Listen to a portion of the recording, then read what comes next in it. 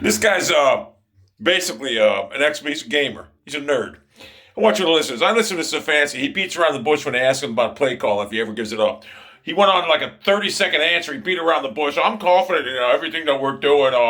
He's an idiot. But anyway, this is from Aditi Kikabala Balinga Buinga. From everything I've been told, Kevin Stefanski genuinely loves calling plays on game day. But when you're down by 3 and 6 points all game, why are you getting away from your bread and butter, the run game? He genuinely loves calling plays on game day. He loves it. It's a challenge to him. Well, Kevin, you're messing with the billion-dollar industry right now. This isn't a time to have fun. This isn't Xbox. This isn't a PS3, whatever. You need to give it up because you're not a good play caller. You don't know. Hey, listen, you did the same thing in Minnesota, okay? You did the same thing in Minnesota. Stephon Diggs couldn't wait to get the fuck out of there. In fact, they had to trade away with a top 5 receiver because of you. We had to get rid of Odell Beckham because of you. So, you are horrible at it, and you continuously get worse at it. I mean, you abandoned the run in the Patriot game way too early. You abandoned the run last night way too early. Did you ever think of doing pitch outs like you did against the Lions? I mean, did you ever think of changing it up instead of just running up the gap all the fucking time? You're a fucking idiot. So anyway, this guy is a cancer. And he's just got to go. He's got to go. He knows he's not doing a good job. I just listen to him. I got to get a better play in there. I got to do a better job. I have to get a better plays for these guys. That's all I keep hearing. The same thing over and over. How much longer do we have to sit there and listen to this clown? All Jimmy Haslam got to do is just call him in and say, listen, you're not calling plays no more. He'll resign. He will resign because he's a baby. He's a baby. This guy's not, listen, he's not a head coach. He never was. That's why he's been a lifetime position coach. That's all he is. And you know what? He got a dose of calling plays in Minnesota one year, and guess what? It's taken over his mind. Because for some reason, this little defensive back out of Pennsylvania College thinks he's a good play caller now. Well, yeah. Well, I called plays in Minnesota. Oh, I had to get rid of I made Stephon Diggs hate football. Oh, he's in Buffalo now because of my play calling. Odell Beckham couldn't take it. He's in Rams now because of my play calling. Oh, by the way, the last drive of the game, we were in 13 personnel, 75 yards to go, a minute left, no timeouts, 13 personnel. You know, let me equate this to a game of chess. Football's like chess, right? 13 personnel is basically like having 2 knights and a bishop on the chessboard. While other teams in that situation would be running with a queen, 2 rooks. We run a horse, 2 horses in a knight. This guy doesn't understand football. So, 13 personnel is 3 tight ends and a wide receiver.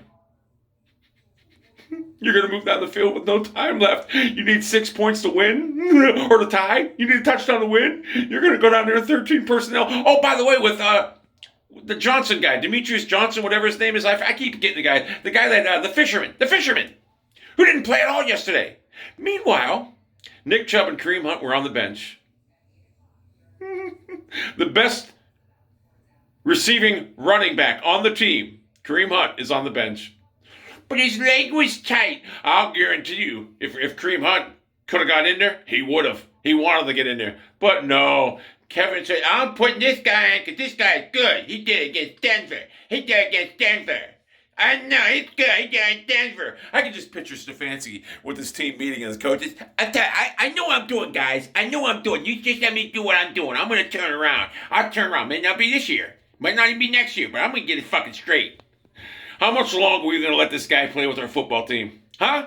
When are you going to take away power? And I don't want Andrew Berry having nothing to do with it. It's probably Andrew Berry that gave him the power to call plays because we're talking about Andrew Berry, the guy who paid a $40 million tight end that nobody wants. Can't catch a ball. I mean, even if he did catch it, he falls down.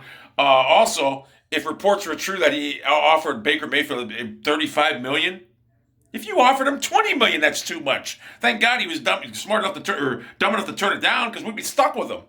So, and what else did this guy do? This guy's did a calamity of bad things for the organization. Everyone thinks Andrew Berry's great. What's he done? What has he fucking done? Nothing. Andrew Berry has done nothing. I'm sorry, nothing. Yeah, our defense is good right now. It only took, 12 games? Talk about bad coaching. Well, yeah, we're going to get these guys playing, but by the time these guys start playing good, we'll be out of the playoff race anyway. So, this is what he did. He signed Case Keenum, $6 million backup. Oh, that's a good chunk of the salary cap, I'm assuming. I don't know much about the salary cap, but I know paying $6 million to a guy that probably won't ever see the field isn't a smart thing. So, Andrew Berry, why don't you just get the fuck out of Cleveland, too? Because you fucking suck. Who the fuck would pay... and I'm sorry, Jack Conklin, I like him, but he's been injured a lot. It's just not working out. Paid all that money to Jack Conklin. What, he give you, 12 games, 13 games, 14 games? What, give a kid a tractor? We gave him a tractor? Huh? I mean, you guys asked me to win, and I did that, huh? How many blocks did Conklin have, huh? 13. 13, huh? Can you imagine? Huh? Can you imagine what Max Montoya would have done if we gave him 13 blocks? Huh? Hell, he'd block the whole goddamn team. The whole goddamn team. Blue chips. Bottom line is Stefanski's the worst coach we ever had. And the sooner you cut ties with them... Look, our season's over. We're going nowhere. But this team we need to get... This guy's a cancer. He's a fucking... I'm so tired of... I got to call a better play. I got to do better.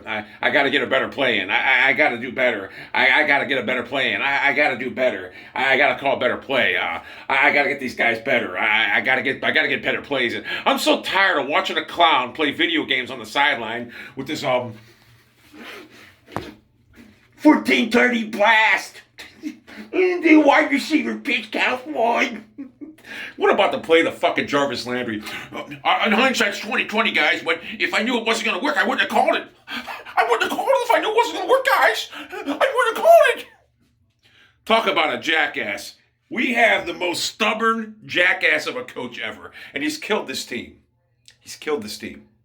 You go out and beat Cincinnati like drums, and then this, and then this. Hey, 16-10. It was 13-10, and he stopped running because he kept on trying to go up the middle. They were closing the gap. They were closing the A gap, B gap. It was closed. Gotta go to the outside sometime. You did it against fucking Detroit. Oh, no, they got good corners. They got good corners. I didn't want to try it. I hate this guy. I hate him. And by the way, like I say, if we would have had a competent backup instead of Case Keenum, we could have had him play. Because I'll guarantee you, the only reason Stefanski ain't playing Case Keenum is because he knows Mayfield on one leg is better than Case Keenum. Trust me. Believe that. Anyone watch Case Keenum get rid of the ball? It takes him like 8 seconds. So, every game left is winnable if we had a legit play caller. Did Kevin Stefanski win a playoff game last year? No. The team looked terrible when he took over. When he got back from COVID, the team actually regressed. Anyway, we got to fire this guy. Just the personnel he had on the field at the end of the game was a travesty. It was a joke. No one gets. Hey, you're running 13 personnel. There's no separation. No separation whatsoever. I mean, Mayfield put 2 balls right on the fucking money, and the guys dropped it. Jarvis Landry dropped it, and Njoku caught his, but it was 8 yards behind the line of scrimmage, or 8 yards short of the first down. And what's his name? Hooper, the most sought-after tight end in history. The only other team vying for him was nobody. Oh, that's right, nobody wanted him. Right in his hands, he dropped it. Would have been a first down. Anyway, I don't know why we keep spinning tires with Stefanski. It's like Wheel of the Fortune. What is a J? Give me don't know how to call plays. Worst play caller ever. We're having a guy coach a team trying to learn how to call plays on the job. And it's killed our football team. Because I got news for you. Anyone could have done a better job than Kevin Stefanski the last 3 weeks. Anyone. I mean, the Lions almost beat us. They almost fucking beat us. Because Kevin don't know how to fucking call plays. I mean, the fucking, against the Patriots, we go down 7, what was it? 14-7? Or no, it was 7-all. And he abandoned the run that quick.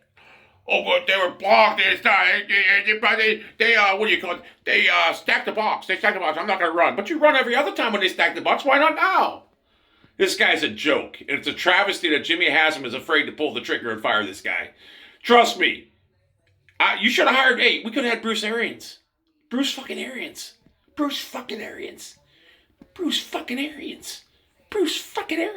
I know what you're saying. Well, he's not that great. No, but is he better than Stefanski? I can go find a fucking pedophile in a fucking restroom. It's better than Stefanski right now. This guy is he's the worst fucking coach ever. The worst coach